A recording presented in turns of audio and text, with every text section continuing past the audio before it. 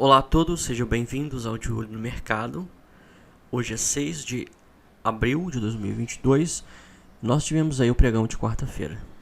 Lembrando que os estudos não se configuram como recomendação de investimentos, mas tem caráter educacional. Hoje nós vamos utilizar aqui todos os indicadores, o DMI, o DD Index, o estocástico, o TRIX, o volume financeiro, o gráfico de candlesticks com as médias móveis aritméticas de 3, 8, 20 e de 200 períodos, além da banda de Bollinger. Com todos esses indicadores, a gente tem uma visão geral e mais completa e mais profunda do que está acontecendo no mercado. O mini índice ele chegou num momento definidor. Os movimentos, os preços, quando eles estão em tendência de alta, subindo, eles têm um movimento de expansão, que é de alta, e de correção, que é de queda. O teste da tendência se dá assim que termina o movimento de correção, que é esse movimento de queda. Esse movimento de queda ele precisa ocorrer até no máximo a média móvel de 20 períodos.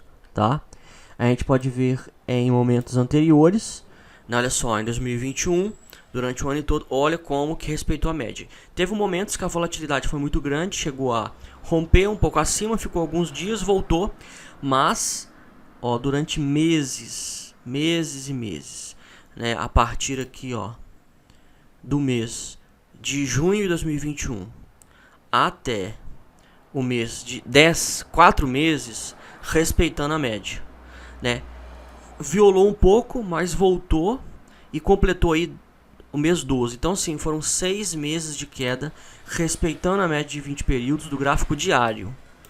Então na tendência de baixa que ocorreu de junho a dezembro de 2021. Então pode ver que em momentos anteriores, a média de 20 é a referência. Então isso é uma coisa que tá todo mundo careca de saber.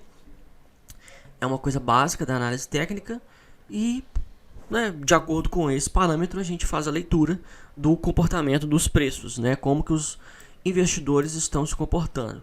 Então hoje foi um candle doji, teve uma leve gap de baixa, um doji, um candle de dúvida, um candle pequeno, onde que os preços de fechamento quase que foi na mesma região do preço de abertura. E aí esse pavio na parte inferior demonstra uma certa força compradora, e aí vamos ver. Não tem como ter certeza, saber o que vai acontecer amanhã, não tem como. Não existe nenhum indicador, nenhuma ferramenta, nada que te fale com certeza absoluta se os preços vão voltar a subir ou se eles vai cair, Não tem como. A gente trabalha com padrões gráficos. Se formar um candle de alta amanhã, vai ter um padrão gráfico, possivelmente um setup de compra, um ponto contínuo, o setup ponto contínuo, que é um padrão. Mas, do contrário, não vai haver. O que vai acontecer, a gente não sabe. E diante disso, o que a gente faz? A gente espera esse momento definidor acontecer. Então, se o mercado ele realmente vai voltar a subir, porque ele está no momento chave em que ele precisa subir. Se cair aqui e fechar abaixo da média de 20 e da média de 200, esse pivô aqui foi desconfigurado. Isso aqui não foi um pivô de alta. E aí o mercado já vai trabalhar com regiões de suporte, e o próximo suporte é o fundo anterior. Então o fundo anterior já está aqui, 108 mil. Então possivelmente vai buscar os 108 mil pontos, talvez alguma região de suporte intermediário, mas o mais importante vai ser que vai estar em movimento lateral. Nós não vamos ter padrão gráfico nem de compra nem de venda, enquanto ele estiver inclusive até aqui dentro dessa região, caso ele caia. Então esta é a leitura. O mini índice segurou na média de 20, ele poderia já antecipar e mostrar que se realmente o mercado vai entrar em queda, poderia ser um queda de força, já rompendo as médias e fechando abaixo das médias. Não fechou abaixo, não fechou em 118.205 mil, E então é isso, vamos esperar para ver o que vai acontecer. No mini dólar também teve um movimento de correção, mas aqui, como é tendência de baixa, o movimento de correção se dá com os preços subindo até a média, A gente vê que os preços desde janeiro de 2022 estão em tendência de baixa, respeitando a média móvel de 20 períodos, tá? E vamos ver se ele vai continuar respeitando. Ele já atingiu o primeiro patamar de correção, que é a média de 8 em 4,75. Se ele romper amanhã, a gente tem o próximo alvo em 4,92, que é a média de 20 períodos. É o próximo. E aí, né, ou seja, o mini dólar não está em momento definidor. Ele ainda tem espaço para subir sem perder a tendência de baixa, né? No DMI aqui, ó, o DI- está acima do DI+, mostrando que a tendência de baixa continua. Então beleza, tranquilo, a tendência de baixa continua. Só que é aquela, a tendência de baixa continua, mas você vai continuar vendido, né? Essa é a grande questão, tá? O ideal seria, né, conduzir o stop no mínimo pela média de 20 períodos. Então no mínimo o stop tem que estar acima, né, do candle de hoje, né, na região de 4,76, né, você ficar vendido. Se o dólar subir acima de 4,76, você corre o risco de ter que ficar vendido até ele chegar a 4,92, tá? Para ver se ele vai permanecer ainda segurando nessa média, porque corre o risco dele não segurar, dele voltar a subir. Então, né, e como mini dólar, né, são mini contratos futuros, né, se trabalha com margem, né, se trabalha alavancado. Então, quanto mais a posição vai contra a sua operação, mais margem se consome, mais dinheiro você vai ter que colocar na sua conta na corretora, ou, né, mais dinheiro vai ser bloqueado, digamos assim, né, da sua conta, né, na medida que os preços vão contrário. E aí, se os preços viram, né, e de repente o dólar ultrapassa aí a região dos R$5, você vai querer estopar, né, a sua margem que foi bloqueada, ela é totalmente consumida, tá? Você perde o seu dinheiro. Se bem que isso daqui, né, é como é que fala? Eles fazem uma marcação a mercado, né? É marcação a mercado. Então, na verdade, é o seguinte, os preços eles vão contra, eles vão consumindo a sua margem, tá? Não espera você acionar o seu stop loss para poder você perder dinheiro. Não, você já vai começando a perder dinheiro já desde imediato. É um processo lento de degradação total do seu patrimônio, tá? Então por isso que você tem que trabalhar com stop loss, tá? Tem gente que não trabalha com stop loss no mercado de forex. E como o dólar é uma moeda, né? O dólar real é um par de moedas, né? O pessoal também acha também que tem que encarar também, né, o par de moedas USD-BRL no mesmo jeito que encara o USD-JPY, tá? Só que é aquela, né? A volatilidade do USD-BRL, do dólar real, é muito grande, tá?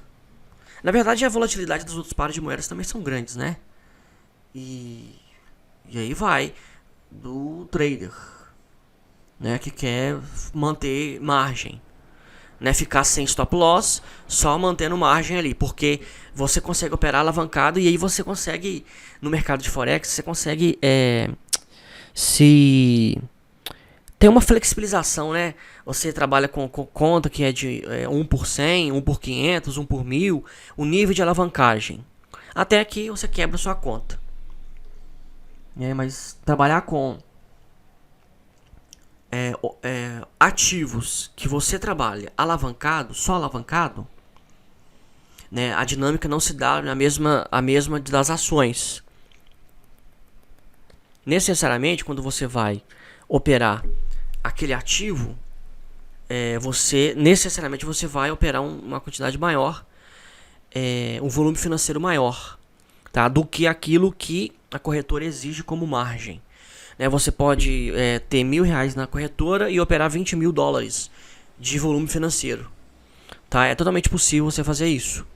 Acontece que esses $20.000, né, se eles ocasionarem uma perda maior do que R$1.000 que você tem na corretora, você é obrigado a depositar o restante. Dos papéis que mais caíram, CVC está em queda, né, mas movimento de correção. Até bater 14,27 tem movimento de correção. Um outro indicador que a gente fica de olho é o DMI, tá? O DI+ tem que ficar acima do DI-. Se cruzar, também perde a tendência. IFCM3, né? Esse aqui já teve uma baita de uma queda muito forte, né? Olha só, o DI- muito acima, o ADX subindo. Ele rompeu uma região de suporte importante. A gente sempre espera uma correção e uma retomada da queda, tá? A gente não entra no meio de um movimento de expansão da queda, tá? Pode ser uma forte queda para depois uma forte alta, ou seja, uma oscilação sem sentido. A gente procura padrões, tá? E o movimento de expansão como este que está acontecendo não é um padrão para um trade, um swing trade, tá? A gente tem que esperar uma correção e uma retomada da queda. E o terceiro foi BID11, né? BID11 abriu em gap de baixa, caiu, fechou abaixo da média de 20, cruzou o DI- com o DI+. Tá, a gente espera que ele vai continuar em queda e vai buscar aqui, ó, né? Ele vai buscar o suporte em R$ 15,19. É isso que a gente espera. É bom você esperar um segundo candle baixista, porque isso aqui pode ser uma volatilidade muito grande, né? Ele fechou abaixo da média de 20, mas aí o mercado resolve voltar. O máximo de tolerância que a gente aceita é um candle fechando abaixo da média. Ter mais de um candle abaixo da média, não. Aí já não é questão de volatilidade. O ideal é parar na média de 20 e voltar a subir. Só que se a volatilidade está muito grande, tem vezes que ele fecha abaixo. Tá, beleza, fechou abaixo? Ok. A gente espera ele voltar, mas ele já tem que voltar a subir. Se fizer um outro candle lateral ou abaixo, aí a tendência de baixa estará confirmada. Agro 3 subiu, é o papel que mais subiu. Ele permanece dentro da LTA, né, da linha de tendência de alta, mas nós não temos padrão de setup na ponta compradora, tá? Não é porque ele permanece aqui dentro, não é porque ele subiu que tem setup comprador. Não tem que esperar ele fazer uma correção na média, né, formar aí uma agulhada, alguma coisa assim. Não teve setup comprador por enquanto. ELET 3, Eletrobras caiu e segurou na média de 200. A gente também não tem padrão comprador, a não ser que os preços venham romper. E aí, se eles romperem aqui em cima, vai ter uma confirmação de pivô. Mas eu gosto de trabalhar com a média de 20 chegando no preço, tá? Não trabalho com a média de 20 afastada, tá? Até porque o DI+ também está indo de encontro com o DI-, e a gente tem que esperar para ver se eles vão se encontrar, se eles vão voltar, o que vai acontecer. E para fechar, a L3 também está no movimento de alta, não em nenhum contexto de swing trade, tá? Não é, a gente tem que esperar os padrões gráficos ocorrerem. Olha só, o ADX, que é essa linha branca do DMI, que indica a força da tendência, está em 18,30. Então, um nível muito baixo, né? O nível mínimo que a gente trabalha é 30. E para fechar, vamos lá para o mercado americano. O mercado americano também chegou num momento definidor. Tocou a média de 20 períodos. Amanhã precisa subir. Definitivamente amanhã precisa subir. Se ele cair, ele vai entrar em movimento lateral, tá? Porque para esse movimento aqui, ó, de expansão e correção, estar no contexto de um pivô de alta, ele precisa retomar o movimento de alta, romper o topo e mostrar que isso aqui é um pivô, e a gente vai poder fazer essa projeção desse pivô para cima. Do contrário, não vai entrar em tendência de alta. O petróleo, ele entrou em tendência lateral, né? Sem tendência, em movimento lateral. Olha só, ele faz um fundo, ele faz um topo, aí ele faz um fundo mais alto que o fundo anterior, esse círculo aqui. Até aqui nós temos um pivô de alta. Mas o pivô ele só é confirmado quando os preços vêm e rompem o topo. Fez um topo mais baixo que o topo anterior. Perdeu o time, entrou em movimento de lateralização. Então está aí dentro desse range. Enquanto estiver dentro desse range, nada a fazer, não tem nenhuma leitura, não dá para saber se o petróleo vai voltar a subir, se vai voltar a cair.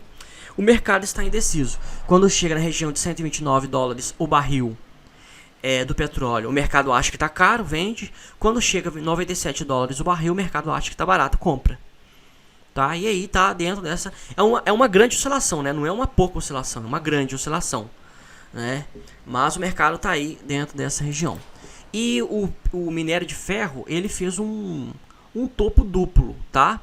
A gente só vai considerar esse topo duplo a confirmação desse padrão se os preços caírem e romperem essa região de suporte aqui. Abriu em gap de alta, fez um topo, tá corrigindo. Ele precisa corrigir na média de 20 e voltar a subir para isso daqui ser um pivô de alta. Do contrário, é um topo duplo e e preços vão cair, né? Não vai entrar, é um padrão, vai ser uma lateralização, enfim. Você pode ver que, olha só, minério também está numa grande oscilação, sem tendência. A média de 20 ela já está flat, ela já está em linha reta, e isso não é bom, tá? O mercado global está numa grande indecisão, né, por conta da guerra aí e tudo mais. Então o mercado não sabe se essas commodities vão voltar a subir, se elas vão cair, enfim, né? Tá numa briga aí constante. E nesses períodos de grande volatilidade, são períodos assim em que não tem uma tendência simetricamente formada, e não é um melhor período para se montar uma posição, seja em qualquer dos lados, tá? Isso aqui é minar o capital, né? Quem estava comprado tem o stop acionado, aí quem estava vendido também tem o stop acionado, aí fica nessa, fica acionando o stop de comprados e vendidos, e aí fica nessa lateralização, só consumindo margem, consumindo dinheiro, e os traders aí perdendo dinheiro, achando que tem que se posicionar a todo momento, né? E não é assim, né? Principalmente no período de guerra como estamos passando, tá? Grafistas.com.br é o nosso site, né? Entre lá, nós temos aqui a descrição de todos os nossos conteúdos e os nossos planos de assinatura, ok? Qualquer dúvida, estou à disposição. Um abraço a todos e, se Deus quiser, até amanhã.